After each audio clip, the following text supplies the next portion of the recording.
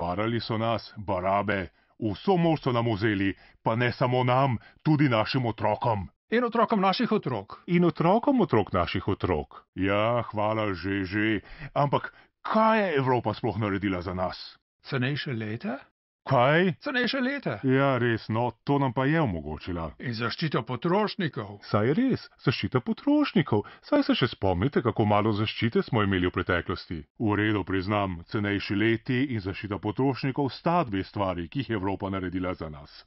In enotni trg. Ja, seveda, enotni trg, to je samoumevno. Vendar, kaj več od cenejših letov, zaščite potrošnikov, enotnega trga?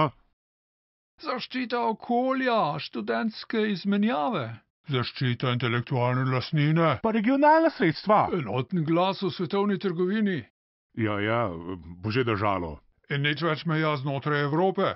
Ja, Drži, res je. saj res. Ja, to je pa nekaj, kar bi res pogrešali. Cenejši in kvalitetnejši telefonski klici. In hrana, ki jo jemo, je bolj varna. V redu, ampak poleg boljšega varovanja okolja, boljših in cenejših klicev, trgovskih pogajanj, regionalnih sredstev, svobodnega gibanja, intelektualne lastnine in varnejše hrane, kaj je Evropa sploh naredila za nas? Zagotovila mir. Kaj? Mir. Ah, utehni.